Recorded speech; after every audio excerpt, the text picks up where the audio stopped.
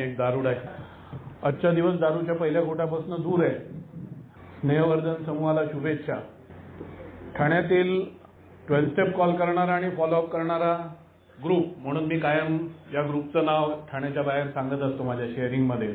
ठाण्याच्या बाहेर कोणी मला सांगितलं एक 12 स्टेप कॉल आहे तर पहिले नाव स्नेहवर्धन समूहाचं माझ्या डोळ्यासमोर येतं, कारण तसे अनुभव आहेत. एक काळ होता जेव्हा इंटरग्रुपचा फोन माझ्याकडे असायचा, म्हणजे मी सेवेत नसताना सुद्धा, तेव्हाही 12 स्टेप कॉल आला की पहिले स्नेहवर्धन समूहाच्या सभासदाला देण्याचा माझा प्रयत्न असायचा. त्यासाठी त्यांना शुभेच्छा. असंच काम त्यांचं चालू राहू दे. आजचा विषय मला दिलेला आहे अनामिकता. Anonymity is the spiritual foundation असं म्हटलेलं आहे. आध्यात्मिक पाया म्हटलेलं आहे. त्यामुळे अनामिकता म्हणजे काय हे समजून घेणं गरजेचं आहे. बरेच वेळा बरेच सभासद विचारतात की आधी पायऱ्या मग रूढी का कसं काय. त्यावेळी मी बरेच वेळा उदाहरण देतो की बरेच सभासद सेवेमध्ये येतात. सेवेमध्ये आल्यानंतर पहिलं वाक्य असतं की रूढी आम्हाला माहीत नाही, आता माहीत करून घेऊ आणि मग सेवा करू.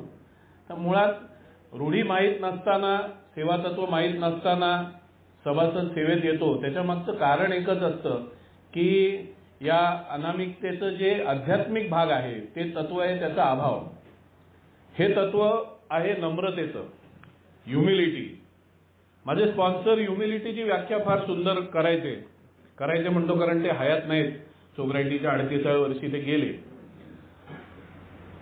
ते म्हणायचे ह्युमिलिटी म्हणजे स्वतःची अवकात ओळखणं, की माझी अवकात काय आहे.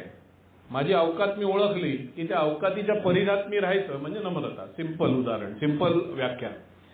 त्यामुळे नम्रता असेल तर अनामिकता समजता येते. त्यामुळे जर अनामिकतेचं पालन करावं असं वाटत नसेल तर याचा सरळ हिशोब हा आहे की पायऱ्या घेतलेल्या नाहीत. हे मी म्हणतो, असं कुठेही लिहिलेलं नाही किंवा हेचं तत्व म्हणत नाही. प्रत्येक पायरी आपण करत जातो तशी एक नम्रता आपल्यामध्ये येते. प्रत्येक पायरीचं एक उद्दिष्ट असतं, त्या प्रकारची नम्रता आपल्यामध्ये येते. 7व्या पायरीपर्यंत आपण कार्यक्रम केल्यानंतर ज्या 7व्या पायरीला नम्रतेचा उच्चांक असं समजलं जातं, एकदम हाय लेवलची नम्रता आपण गाठतो आणि त्याच्यानंतर मग आपल्याला 11व्या पायरीपर्यंत कार्यक्रम केल्यानंतर रूढी पाळाव्या असं आपोआप वाटायला लागतं. रूढी पाळल्या पाहिजे ते सांगायची गरज पडत नाही. नम्रता आणि आध्यात्मिक तत्व नम्रतेचं जे आहे ते अनामिकतेला कसं लागू होतं ते सांगण्यासाठी काही अनुभव शेअर करतो. मी नवीन ए मध्ये आलो तेव्हा एक ओल्ड टायमर कायम सांगायचे की काही काळासाठी या ग्रुपमध्ये, मी ग्रुपचं नाव सांगत नाही, या ग्रुपमध्ये ते म्हणायचे कोणी आम्ही यायच्या आधी, म्हणजे मीटिंग जो चेअर करतो तो सुद्धा यायच्या आधी येऊन वर्ग साफ केलेला असायचा, फळा लिहिलेला असायचा, सगळं लिटरेचर मांडलेलं असायचं आणि कोणी नसायचं वर्गामध्ये. आम्ही यायचो तेव्हा कोणी नसायचं. हे केलेलं असायचं पण कोणी नसायचं आणि कोणी केलं हे कळायचं नाही. ते ओल्ड टायमर सांगत होते की कोणी केलं हे बघायसाठी मी आणखी लवकर यायचा प्रयत्न केला की कोण, म्हणजे काम झालंय ह्याच्यापेक्षा कोणी केलं. ह्याच्यामध्ये जनरली माणसालाच कुतूहल असतं, दारुड्याला जास्त असतं की केलं कोणी. म्हणून त्यांनी लवकर यायचा प्रयत्न केला पण त्यांना काही कळलं नाही की कोण येऊन करतं. म्हणजे मी केलं हे सांगावंसं जेव्हा वाटत नाही त्यात अनामिकतेचं आध्यात्मिक तत्व आहे की मला सांगावंसं वाटत नाही, मला सांगण्याची गरज वाटत नाही की हे मी केलेलं आहे म्हणून. बिग बुक कोणी लिहिलं हा विषय बरेच वेळा आपल्या प्रत्येकामध्ये असतो की कोणी लिहिलं बिग बुक BWनी लिहिलं, हे प्रकरण कोणी लिहिलं, ते प्रकरण कोणी लिहिलं. पण आज तागायत बिग बुकमध्ये लेखकाचं नाव छापलं जात नाही, कोणी लिहिलं हे नाव छापलेलं नाहीये. त्यामुळे आपण इतिहासातनं काही गोष्टी जाणून घेतो, काही अंदाज बांधतो. ह्यात जे अनामिकतेचं आध्यात्मिक तत्व आहे नम्रतेचं, की लोकांपर्यंत जो 12 पायऱ्यांचा कार्यक्रम आहे तो पोचवायचा आहे. कोणी लिहिलाय तो कार्यक्रम, कुठून आलाय तो कार्यक्रम, ह्याच्यासाठी कोण क्रेडिट घेणार आहे ते जाणून घ्यायची गरज नाही. तर एवढी नम्रता माझ्यामध्ये आली. आमचे ठाण्याचे सतीश एम कायम म्हणायचे की शेअरिंग ऐकताना मी म्हणायचो कोण आहे स्पीकर, कोण आहे, तर ते म्हणायचे कोण बोलतंय याला महत्व नाही, काय बोलतंय याला महत्व आहे. त्यामुळे काय बोललं जातंय, एच्या कार्यक्रमाला धरून आहे का जे बोललं जातंय ते, तर काय बोललं जातंय हे महत्वाचं आहे. त्याचा अजून एक अनुभव मी शेअर करीन. एक स्लीप मेंबर, जाणीवपूर्वक आधी सांगतो, मला तेव्हा माहिती नव्हतं. एक स्लीप मेंबर 16 वर्ष कार्यक्रमावर त्याच्यानंतर स्लीप झालेला, त्याला मी मी चेअर करत होतो मीटिंग आणि त्याला मी जवळपास शेवटचं शेअरिंग दिलं. मला माहिती नव्हतं ते स्लिप झाले 16 वर्षानंतर वगैरे. 16 वर्ष आहेत हे माहीत असल्यामुळे आपल्याकडे जी अलिखित पद्धत किंवा नियम असतात त्याप्रमाणे त्यांना मी शेवट शेअरिंग दिलं. मीटिंग झाल्यानंतर मला काही ओल्ड टायमरनी कॉर्नर केलं की अरे स्लिप मेंबरला तू शेवट शेअरिंग देतो. म्हणजे आपल्याकडे ते अलिखित नियम असतो कोणी कधी बोलायचं, आधी न्यू कमर, मग मिड टायमर, मग साहेब लोक शेवटला. तर मला झापलात की तू कशाला दिलं स्लिप मेंबरला शेअरिंग कशाला दिलं. मी म्हटलं मला माहिती नाही पहिली गोष्ट ते स्लिप झालेत, पण त्यांनी आज एक महत्वाची गोष्ट सांगितली ती तुम्ही ऐकली का. मी त्या ओल्ड टायमरला विचारलं, त्यांनी महत्वाची गोष्ट सांगितली ती तुम्ही ऐकली का. ते सभासद आपल्या शेअरिंगमध्ये सांगत होते की प्रत्येक ऍक्शन, आयुष्यातली प्रत्येक ऍक्शन घेताना, कोणतीही कृती करताना पहिले त्या कृतीचं मोटिव्ह चेक करा की मी का करतोय, एखाद्याला मदत करतोय का करतोय. मी माझ्या पायऱ्यांचा जेव्हा कार्यक्रम, सराव, अभ्यास केला त्याच्यासाठी या एका गोष्टीचा मला खूप फायदा झाला. कारण मला असं गैरसमज होता की मी दिलदार आहे. मी स्वतः ए मध्ये स्वतःचा प्रॉब्लेम घेऊन येण्याआधी ए मेंबरना माझ्याकडे नोकरीला ठेवलेलं आहे की अरे येऊ दे, मीटिंग करतील, सोबत राहतील, आणि मला वाटायचं काय दिलदार आहे. मी एका ए मेंबरला स्वतः ए मध्ये यायच्या आधी त्याच्या घरचं राशन बिशन भरून दिलेलं आणि घरी येऊन बायकोला सांगितलं आज एक जीव वाचवला मी. आणि मी या भ्रमात होतो की मी दिलदार आहे. हे जे तत्व त्या सभासदांनी सांगितलं की प्रत्येक ऍक्शन मधला स्वतःचा मोटिव्ह चेक कर, हा मोटिव्ह मी चेक केला तेव्हा लक्षात आलं की मी प्रचंड ग्रँडिओस आहे, मोठेपणा. मला जो साहेब म्हणेल, शेठ म्हणेल, मालक म्हणेल त्याला मी काही द्यायला तयार असतो. पण माझी एकदा टीका केली आणि तो असा ताण्याने मरत असेल तर त्याला एक थेंब पाणी देणार नाही मी. तर हा माझा स्वभाव ओळखायला मला मदत झाली. तर थोडक्यात काय, त्या आमचे सतीशन म्हणाल्याप्रमाणे कोण बोलतंय याला महत्व नाही, काय बोलतंय याला महत्व आहे. तो सभासद 16 वर्षांनी स्लिप झालेला, पण तो शेअर अनुभवातनं काय करत होता की प्रत्येक ऍक्शन घेताना मोटिव्ह चेक करा. तर थोडक्यात कोण बोलतंय, तो कोण आहे, तो काय आहे, कोणी केलं, काय केलं, हे सगळ्या चौकशा जर सोडल्या तर अनामिकतेचं जे आध्यात्मिक तत्व आहे ते आपल्या लक्षात यायला लागतं आणि हे पायऱ्यांमधनं यायला लागतं. आणखीन एक अनुभव एका सभासदाने सांगितलेला की एका सभासदाला स्वतःच्या प्रॉपर्टीला काहीतरी करायचं होतं, काय करावं कळे नाही. तर त्यांनी एची 5,000 का 10,000 पत्रकं छापली आणि इंटरग्रुपमध्ये आणून टाकली का पेपरांमधनं टाकली, मला नेमकं माहिती नाही. त्यांनी ते केलं आणि बराच काळ माहिती नव्हतं कोणालाही की कोणी केलं. हेचा मेसेज पोचला 10,000 लोकांपर्यंत, पण हे कोणी केलं हे बराच काळ कोणाला माहिती नव्हतं. त्यामुळे मी केलं हे जोपर्यंत माझे स्पॉन्सर मला सांगायचे की ज्या दिवशी तुझ्या शेअरिंगमधनं, तुझ्या बोलण्यातनं, तुझ्या ऍक्शनमधनं मला असं वाटतं, मी असं ठरवलंय, माझा असा निर्णय आहे, माझा असा विचार आहे, ही सगळी वाक्य जातील, त्या दिवशी असं तू समजू शकतोस की आता कुठे नम्रता यायला सुरू झाली आहे. त्यामुळे नम्रता येणं गरजेचं असतं. माझी अवकात मला कळणं गरजेचं असतं की माझ्यामुळे ए समूह, माझ्यामुळे ए फेलोशिप नाही. जर मला हे कळायला लागलं तर मी अनामिकता भंग करायचं स्वप्नात सुद्धा विचार करणार नाही. हा विषय दूर आहे, मी स्वप्नात सुद्धा विचार करणार नाही. आमचे आप्पा होते, आहेत की नाही मला माहिती नाही, आमचे आप्पा भेटले की मी बरेच वेळा त्यांना मीटिंगमध्ये भेटलं की मी सांगतो की आप्पा मी सगळ्यांना सोबर करायला आलोय, आता मी मीटिंगमध्ये सगळ्यांना हात लावतो, सगळे सोबर होतील, मग मी घरी जातो. ही मस्करीचा भाग आहे. वास्तवात जेव्हा असं वाटायला लागतं माझ्यामुळे आहे, बऱ्याच नवागतांच्या बाबतीत ते दिसतं, ज्यांनी पायऱ्या घेतलेल्या नसतात त्यांच्या बाबतीत ते दिसतं. 1 दिवस होतो, 2 दिवस होतो, आठवडा होतो, महिना होतो, आणि महिना व्हायला लागला की तो नवागत ज्याचं ए मध्ये एक आवडतं वाक्य असतं जुन्या सभासदांचं की अजून ओठावरची दारू चुकली नाही आणि शहाणपणा शिकवायला सुरुवात केला, तो सभासदाचं शेअरिंग बदलतं आणि तो शेअर करायला सुरुवात करतो की मी नवागतांना सांगतो बघा सावध राहा, कार्यक्रम हे सांगतो, आणि मग खाली उतरल्यावर कोणतरी सांगतं की अरे तुला महिना झालाय, तू स्वतःचं बघ ना, नवागतांना काय सांगतं. तर हे का, तर नम्रतेचा अभाव. मी स्वतःची दारू बंद ठेवायला इथे आलोय, इतरांची दारू बंद करायला आलेलो नाही. हे कळत नाही कारण पायऱ्या घेतलेल्या नसतात. पायऱ्या घेतल्या, आवश्यक नम्रता येते, आवश्यक नम्रता आल्यानंतर अनामिकता पाळायला पाहिजे हे आपोआप कळायला लागतं. आणि मग अनामिकता भंग करू नको रे, अनामिकता भंग केल्याने नुकसान होईल रे, हे सगळं सांगायची गरज पडत नाही.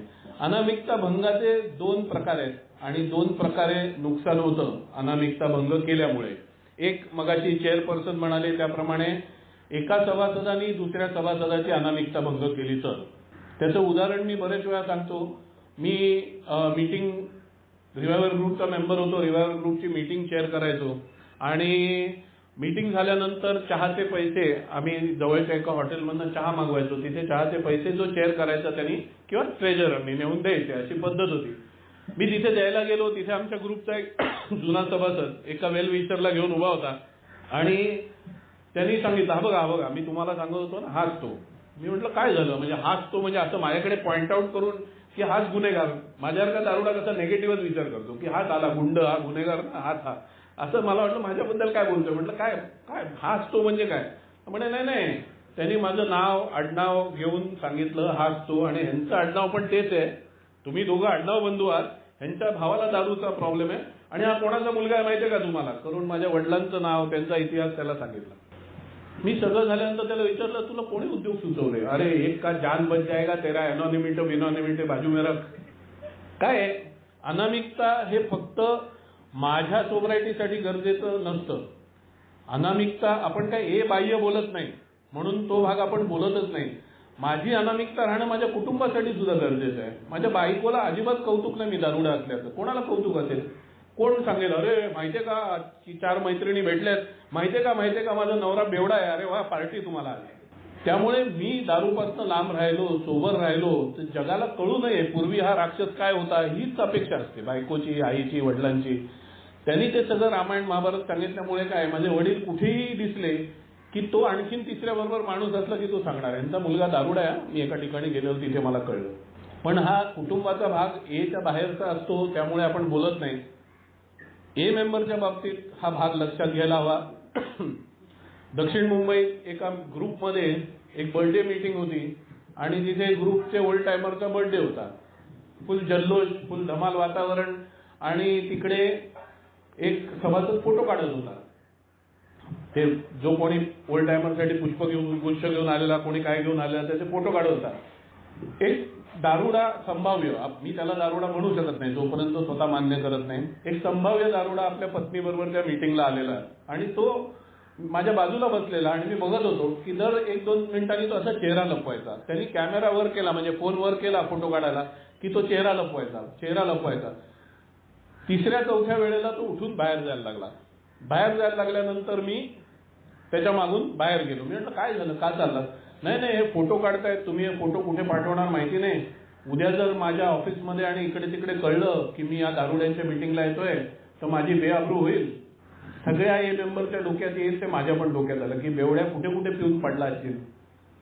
एवढं काय नाटक आहे. पण मुळात काय आहे की त्याची अनामिकता राखणार ही गॅरंटी आपण दिलेली असते त्याला, की तुझी अनामिकता आम्ही राखू. ही 12व्या रूढीमध्ये आपण त्याला गॅरंटी देतो की तू दारुडा आहे, तू आमच्याकडे येतोस, दारूपासून लांब राहायला येतोस, हे जगात आम्ही कुठेही सांगणार नाही.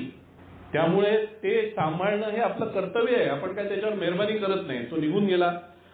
जो फोटो काढत होता त्याला मी सांगितलं की हा गेला आणि आता हा जर परत आला नाही तर एका मृत्यूसाठी आपण जबाबदार आहोत. मी त्याला नाही बोट केलं, मी माझं पण नाव घेतलं त्यात, आपण जबाबदार आहोत. मला जा रे, त्याला प्यायची होती म्हणून प्यायला गेला, तो काय मोठं नाही, येईल परत. हा आपला ॲटिट्यूड काय, पुन्हा तेच पायऱ्या नाही घेत, आवश्यक नम्रता येत नाही, म्हणून आपल्याला दुसऱ्याच्या जीवाची कदर नाही. दुसऱ्याची अनामिकता मी भंग करणार नाही ही मी एक सभासद म्हणून गॅरंटी देतो आणि ते पाळणं माझं काम आहे. त्यामुळे ते केलंच पाहिजे आणि ते करण्यामागे मी काय त्याच्यावर मेहरबानी किंवा काय करत नाही. एक स्लोगन एका मीटिंगमध्ये लिहिलेलं मी 2005 मध्ये येऊन गेलो तेव्हा साऊथ मुंबईमधली एक मीटिंग केली होती. तिथे एक स्लोगन लिहिलं होतं की whom you see here, what you hear here, when you leave here, let it stay here. हे स्लोगन खरं आपण प्रत्येकाने आपल्या मीटिंग हॉलमध्ये लिहायला पाहिजे. त्या स्लोगनचा अर्थ होता की ज्याला तुम्ही इथे बघताय आणि ज्याला तुम्ही इथे ऐकताय, जेव्हा तुम्ही इकडून जाल ना, सगळं इथे ठेवून जा, विसरून जा. मी ते वाचलं आणि मी नवीन होतो आणि विद्रोही मी होतो, आजही आहे बऱ्यापैकी प्रमाणात. मी गप्प बसू शकलो नाही. मी ते वाचलो आणि मला सरळ नाही विचारतायत. मला जरी अर्थ कळला तरी मी वाकडाच विचारायचो. हे पूर्वीची सवय होती माझी.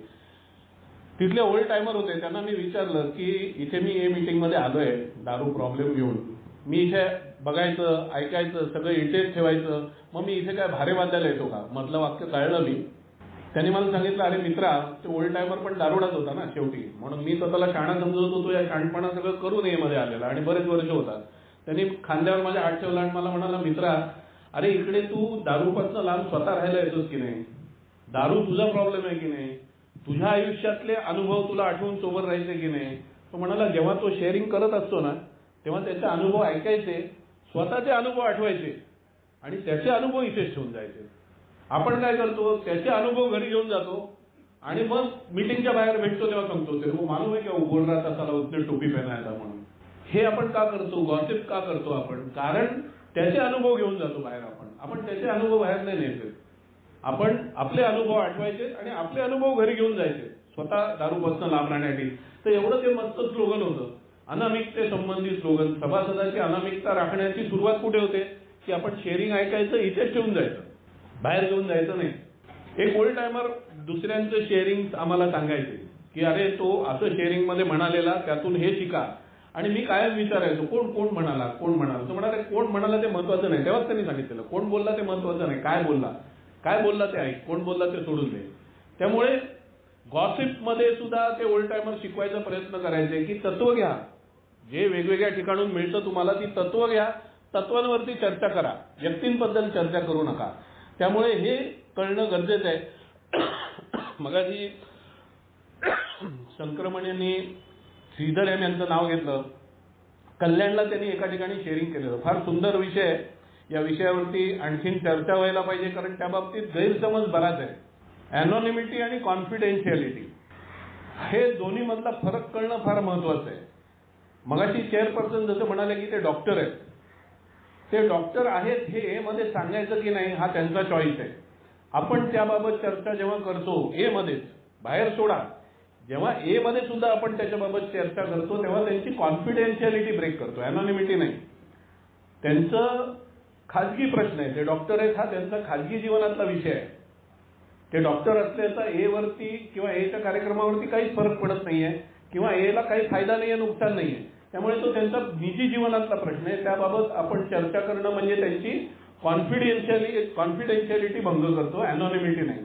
पहिली गोष्ट ए मेंबरनी ए मेंबर बद्दल काही माहिती असणं यांनी अनॉनिमिटी भंग होत नाही. मी आता इथे उभं राहून माझं पूर्ण नाव, वडिलांचं नाव, आडनाव सांगितलं तरी अनामिकता भंग होत नाही. अनामिकता का भंग होण्याची शक्यता आहे, कारण शक्यता आहे इकडे ए बाह्य कोणतरी असेल. ए बाह्य जर कोणी असेल तर अनामिकता भंग होईल. ए सभासदांमध्ये माझं पूर्ण नाव, माझं आडनाव, मी कुठे राहतो, माझ्या वडिलांचं पूर्ण नाव, माझं घर कुठे आहे, माझं काय आहे, गाव कुठे आहे, सगळं सांगितलं तरी काही हरकत नाही एका ए मेंबरनी दुसऱ्या ए मेंबरला. एच्या बाहेर फक्त माझं नाव एवढंच, ते सुद्धा मी जनजागृती सभांमध्ये बोलतो तेव्हा, त्या व्यतिरिक्त सुद्धा माझं नाव बाहेर जाण्याचं काहीच कारण नाही. म्हणून आपण ओपन मीटिंग, या ओपन मीटिंगच्या ओपन मीटिंग मध्ये कोणीही ए बाह्य येऊन सुद्धा बसू शकतो. क्लोज मीटिंग जी असते ज्यामध्ये फक्त ए सभासद बसू शकतात आणि ज्या समस्याग्रस्त मद्यपीला दारूपासून लांब राहायची इच्छा आहे त्याला आपण विशेष प्रवेश देतो. अशा क्लोज मीटिंग मध्ये मी माझं पूर्ण नाव आडनाव सांगितलं तरी काही फरक पडत नाही, कारण ऐकणारे फक्त ए सभासद असतात. त्यामुळे व्हॉट्सअप ग्रुप्स, मी आता कन्नी कापत जातो, मला माहिती नाही, कारण मला वेळेत कधी संपवता येत नाही. व्हॉट्सअप ग्रुप्समध्ये जेव्हा मी काहीही पोस्ट करतो, माझा फोटो मी पोस्ट करतो समजा, त्या व्हॉट्सअप ग्रुपवर केवळ जर ए सभासद असतील तर अनामिकता भंग होत नाही. आवश्यकता ही आहे की सगळे ए सभासद असायला हवेत. माझं नाव, माझं पूर्ण नाव, माझं गाव सगळं मी त्या व्हॉट्सअप ग्रुपवरती लिहून पाठवलं तरी हरकत नाही. आवश्यकता आहे की सगळे ए सभासद असायला पाहिजेत. या लफडा काय होतो की इकडे समजा मी या बॅनर समोर उभा आहे आणि फोटो काढला माझा आणि तो ए ग्रुपवरती टाकला, व्हॉट्सअप ग्रुपवरती, जिथे ए सभासद आहेत सगळे. प्रॉब्लेम काय होतो ते सांगतो मी. तो जर फोटो कोणी फॉरवर्ड केला, एच्या बाहेर कोणी तो फोटो फॉरवर्ड केला तर माझी अनामिकता भंग होण्याचे चान्सेस आहेत. पण पुन्हा तेच फॉरवर्ड करणारा अनामिकता भंग करतो, फोटो पोस्ट करणारा अनामिकता भंग करत नाही. कारण फोटो पोस्ट करणारा कुठे पोस्ट करतोय, अशा व्हॉट्सअप ग्रुपवर करतोय जिथे सगळे ए सभासद आहेत. फॉरवर्ड करणारा बाहेर फॉरवर्ड करतोय, त्यामुळे तो अनामिकता भंग करतोय. हे लक्षात घेणं गरजेचं आहे. बरेच वेळा जेव्हा सभासद विचारतात असे फोटो व्हॉट्सअप ग्रुपवर पोस्ट करावे का, मी कायम उत्तर नाही असं देतो. फार स्पष्टीकरण न देता नाही असं देतो. का? कारण म्हातारी मेल्याचं दुःख नाही, काळ सवकतो. अशा प्रवृत्तीने पहिली गोष्ट, असे फोटो काढायला मीटिंगमध्ये फोटो काढायला लागतो. मीटिंगमध्ये फोटो काढल्यानंतर मी जो मगाशी अनुभव सांगितला की इतर सभासदांचे फोटो येऊ शकतात आणि मग इतर सभासदांचे फोटो आल्यानंतर त्यांची कॉन्फिडेन्शियलिटी ब्रेक होते. एखाद्या सभासदाला जर सांगायचंच नसेल की तो स्नेहवर्धन मीटिंगला आलेला, फोटोज आल्यामुळे ते कळतं. त्यामुळे असे बऱ्याच बाबी असतात. म्हणून माझं पहिलं म्हणणं असतं की मीटिंगमध्ये फोटो काढणं हे रूढीच्या विरोधात आहे 100%. फोटो पोस्ट करण्याच्या बाबतीत मी सांगितलं, पण फोटो काढलाच नाही तर पोस्ट कुठून करणार? त्यामुळे तो एक थोडासा कॉम्प्लेक्स विषय आहे. पण अनामिकता भंग होते का व्हॉट्सअप ग्रुपवर फोटो पोस्ट केल्यामुळे? तर नाही.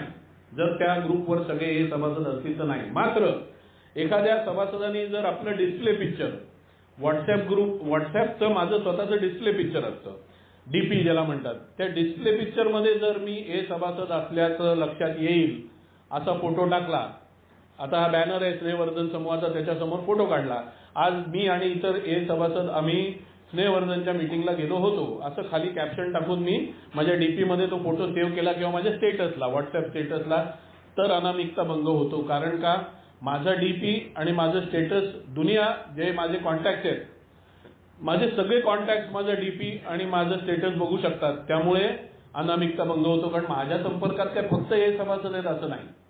म्हणून स्टेटसमध्ये आणि डिस्प्ले पिक्चरमध्ये फोटो ठेवल्याने अनामिकता भंग होऊ शकते, पण व्हॉट्सअप ग्रुपमध्ये फोटो पोस्ट केल्याने अनामिकता भंग होत नाही जर सगळे ए सभासद असतील. मग फेसबुकसाठी परत वेगळी तत्व आहेत. फेसबुकमध्ये प्रायव्हसी सेटिंग असतं.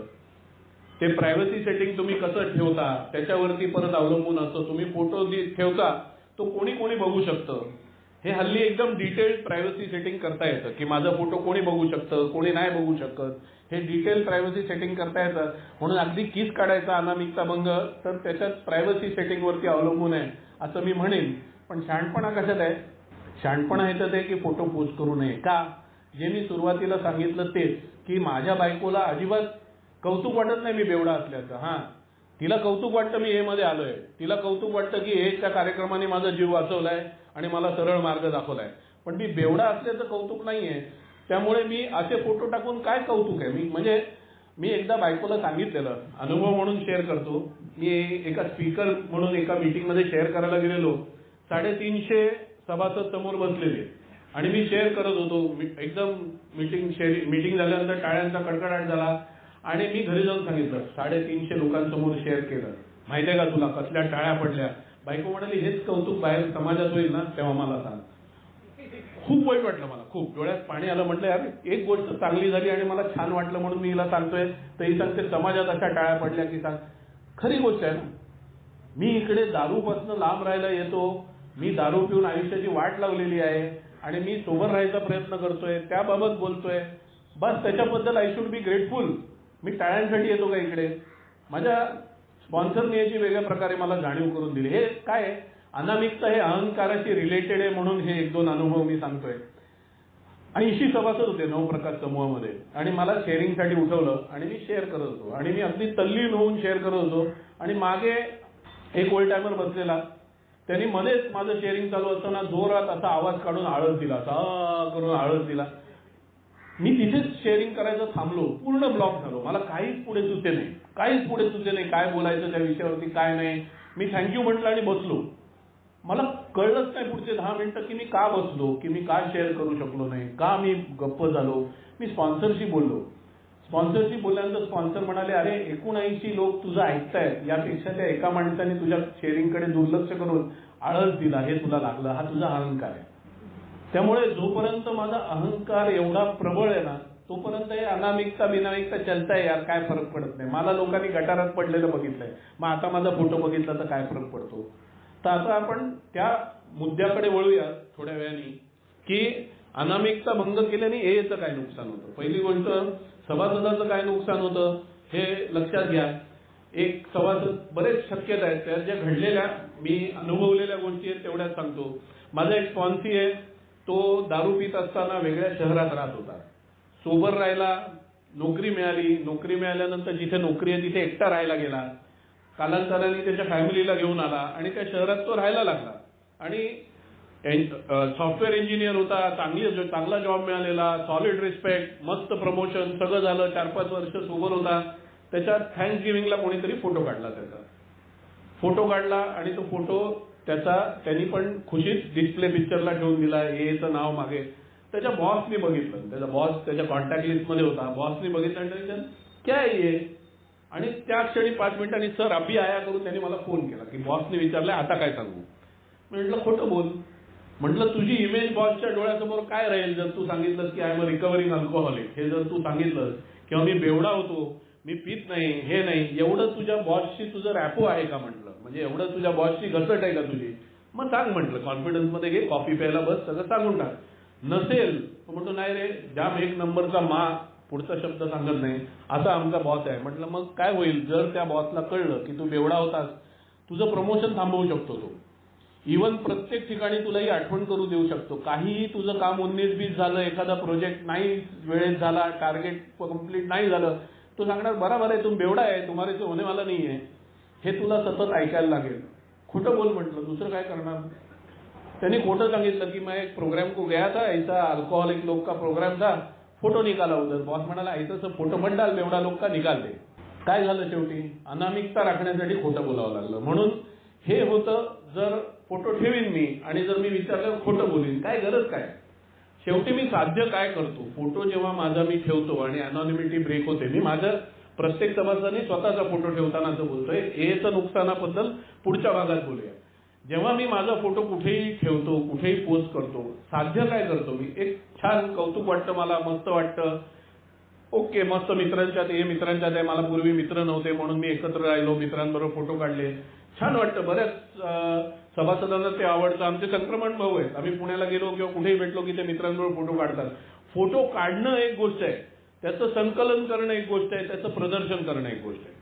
मी नाही बघितलं त्यांना कधी त्यांनी फोटो काढलेले वेगवेगळ्या व्हॉट्सअप ग्रुपवर टाकलेत. आम्ही गेलो हे मीटिंगला आणि टाकले तरी अनामिकता भंग होत नाही मी सांगितलं. पण अनामिकता भंग झाली की मला समाजात उत्तर द्यायला लागतं. जर समाजात माहिती नसेल की मी बेवडा होतो म्हणजे समाजाच्या हिशोबाने होतो, आपल्या याच्या हिशोबाने मी कायमच बेवडा असतो, फक्त थांबलेली असते, पण समाजाच्या हिशोबाने होतो, तर मी बेवडा होतो हे समाजाला सांगायला लागतं जर माहिती नसेल तर.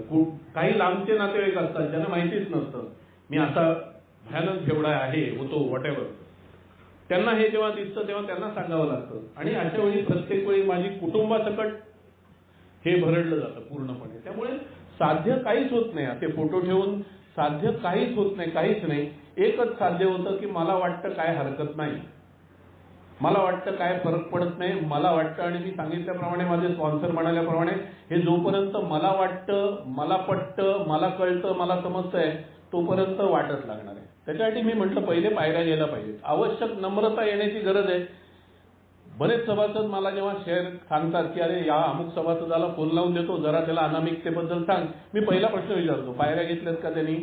मला म्हणतो नाही. मग म्हणतो सांगून काही फायदा नाही. खरी गोष्ट आहे, सांगून काही फायदा नाही. इथून ऐकून इथून नाही तर समोरचा आर्ग्यूज करतो. आता संक्रमण भाऊंचा ग्रुप आहे जीओडी व्हॉट्सअप ग्रुप, त्याच्यावर मी आणि ते एका माणसाच्या मागे लागलेलो की हे चुकीचं आहे. त्यांनी उत्तरच हे दिलं, मला नाही वाटत चुकीचं आहे. अरे मला नाही वाटत म्हणजे काय, तत्व काय सांगतंय, लोकांनी घातले आहे, तत्व बनवताना लोकांनी घातले आहे. पूर्वी मोठे मोठे हॉकीपटू, ऍक्टर यांना उपयोगात आणून याचं जाहिरात करण्याचा प्रयत्न केलेला आहे, नुकसान झालेलं आहे. तेव्हा अनामिकतेचं तत्व आलेलं आहे. तर लोकात हे तत्व अनुभवातनं आलेलं आहे, नुकसान झाल्यानंतर अक्कल आलेलं आहे आणि मग अनुभवातनं आलेलं आहे. तुला काय वाटतं ह्याला कोणी विचारलंय, म्हणजे मला वाटतं काही याच्यात चुकलेलं नाही असं त्यांनी उत्तर दिलं. काय करणार अशा वेळी, पायऱ्या घेतलेल्या नाही. आवश्यक नम्रता आल्याशिवाय समोरचा म्हणतोय त्याच्यावर विचार करूया असं वाटत नाही. आणि होतं काय, हे जेव्हा इतर करतात ना तेव्हा मग आपल्याकडे समर्थनाचं कारण मिळतं. मी बरेच वेळा एका ह्यांच्याच संक्रमण भाऊंच्याच व्हॉट्सअप ग्रुपवरती एकदा मी एकाशी खूप वेळ वाद करत होतो. त्यांनी मला पर्सनल मेसेज पाठवला की अमर नका करू, हे वाद काय साध्य होणार नाही. म्हटलं हा वाद त्या माणसाने मान्य करायसाठी नाहीच आहे, तुमच्या ग्रुपवर जे उरलेले 800-900 सभासद आहेत त्यांना कळण्यासाठी आहे की हे चुकीचं आहे. कारण एकाने केलं की दुसरा करतो. आपल्याकडे आहे ना जाम संसर्गजन्य प्रॉब्लेम आहे. अनामिकता भंग असो किंवा नंगानाच काही करायचं असेल की तो जाम संसर्गजन्य आहे. आपण लगेच ते शिकतो. पायऱ्या संक्रमण भावनी घेतल्या म्हणून मी घेणार नाही, पण त्यांनी इकडे डान्स ठेवला वर्धापन दिनाला तर मात्र मी माझ्या ग्रुपमध्ये पहिले मांडेन की डान्स आपण पण ठेवूया म्हणून.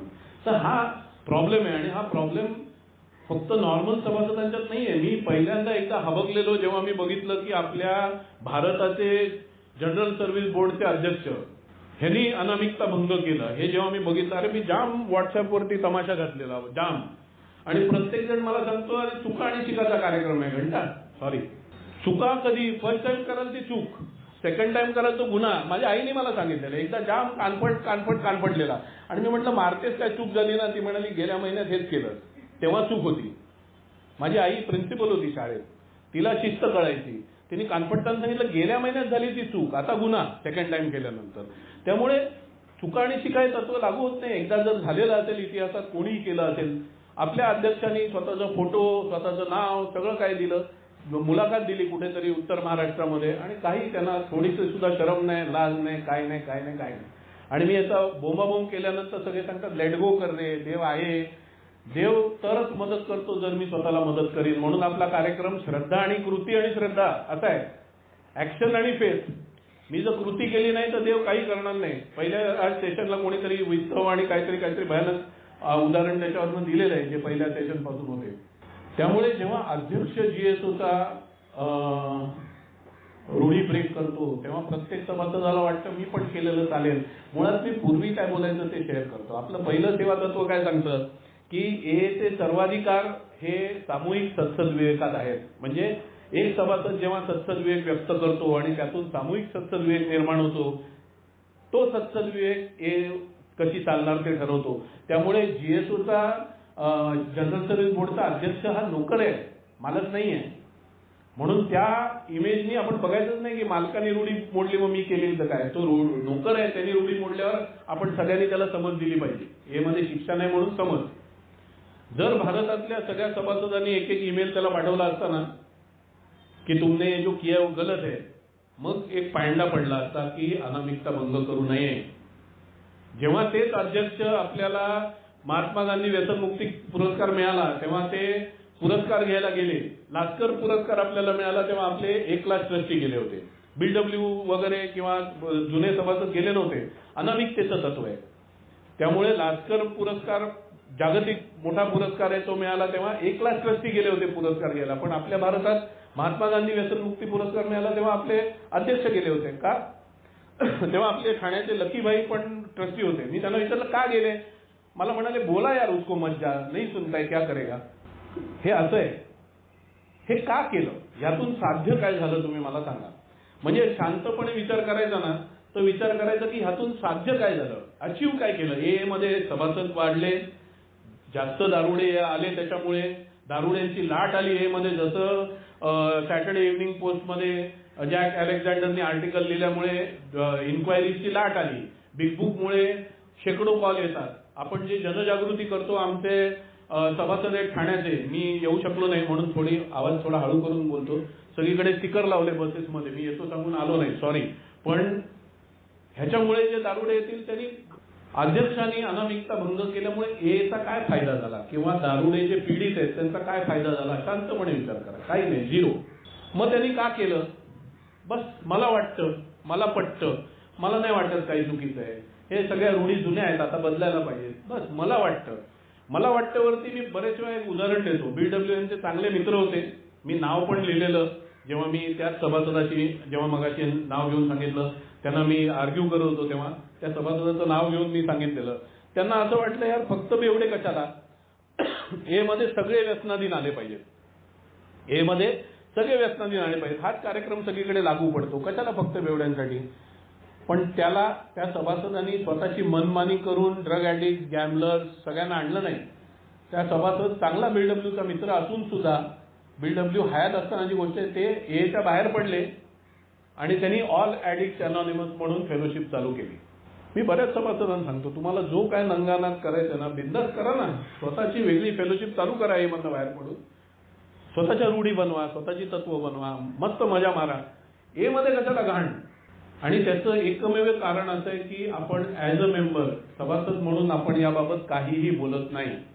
एक मोठा गैरसमज आहे की प्रत्येक समूह स्वायत्त असतो, त्यामुळे ते काही, पहिली गोष्ट स्वतंत्र असतो असा गैरसमज आहे.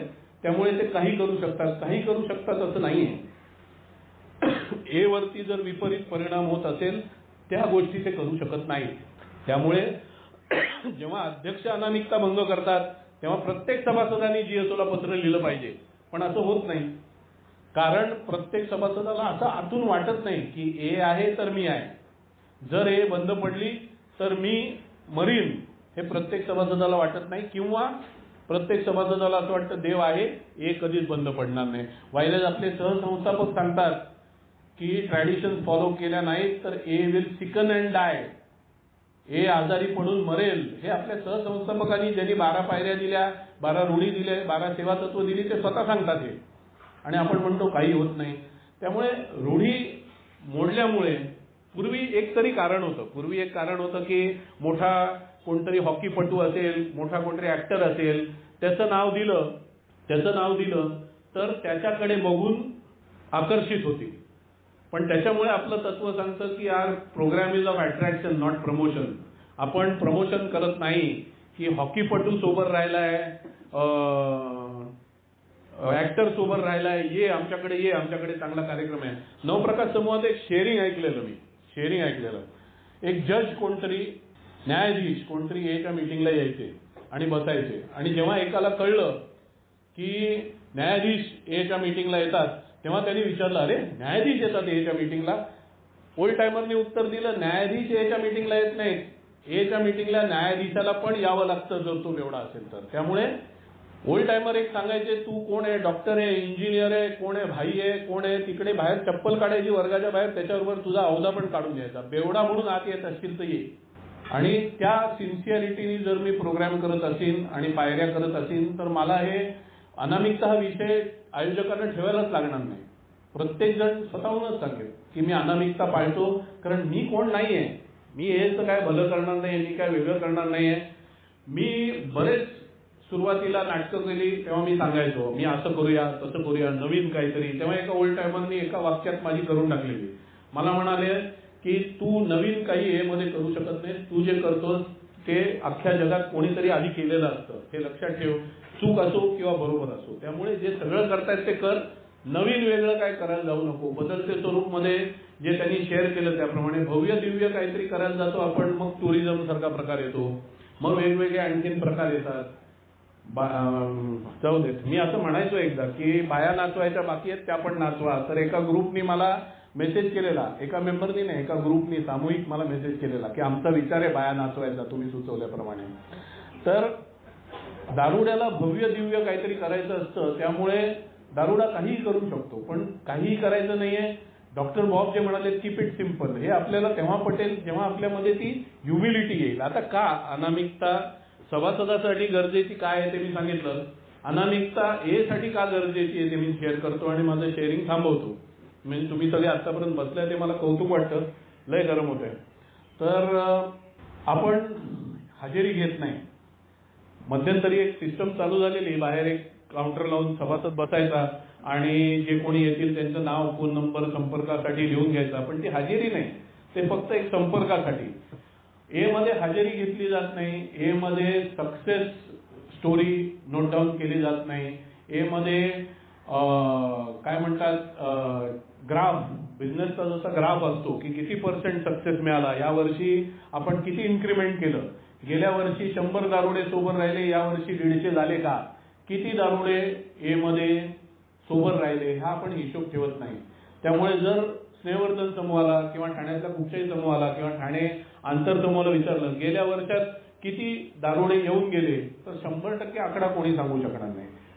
प्रॉब्लेम काय होतो, जेव्हा एखाद्याने अनामिकता भंग केली, स्वतःचा फोटो बिटो छापला आणि तो पुन्हा प्यायला, तर फक्त ए मेंबरना नाही अख्ख्या जगाला कळतं हा ए मध्ये जाऊन पुन्हा प्यायला. आणि त्यामुळे ए परिणामकारक नाही असं सगळ्यांना वाटायला लागतं, बाकी काही कारण नाही. एक जण अनामिकता भंग करून परत प्यायला तर अख्ख्या जगाला वाटायला लागतं हे परिणामकारक नाही. कारण येऊन तुम्हाला विचारणार अरे तो फोटो आलेला ना टाइम्स ऑफ इंडियामध्ये, तो प्यायला सोबत किती राहिले सांगा. आपण उत्तर देणार हा राहिले असतील काहीतरी 10, 20, 50. नक्की सांगा, नाही सांगू शकत आपण, नक्की नाही सांगू शकत आपण. म्हणून जेव्हा आपण नक्की नाही सांगू शकत तेव्हा आपण हे अवॉइड करायचा प्रयत्न करतो की किती पुन्हा ए मध्ये येऊन सुद्धा प्यायले हे सुद्धा कोणाला कळू नये. कारण इफेक्टिव्ह नाहीच आहे. अल्कोहोलिझम हा एवढा भयानक आजार आहे की आजही रिसर्च सांगतो की एचा रिकव्हरी रेट आजही जगात जास्त चांगला आहे. वेगवेगळ्या ज्या उपाययोजना आहेत त्याच्यात एचा रिकव्हरी रेट आजही जगात चांगला आहे, पण पर्सेंटेज वाईज बघाल तर कमीच आहे. तर त्यामुळे तो कमी असल्यामुळे जग एवढा अभ्यास करत नाहीये, पीएचडीचे पेपर्स वाचणार नाही रिसर्चचे जग, की तसं पण एवढे फार सोबर राहत नाहीत, प्रयत्न करत नाहीत, हे वाचणार नाहीत. ते बघणार की याचा फोटो आलेला आणि तो पुन्हा प्यायला, आणि ते ए साठी घातक असल्यामुळे ए मध्ये आपण अनामिकता भंगाला वाव देत नाही.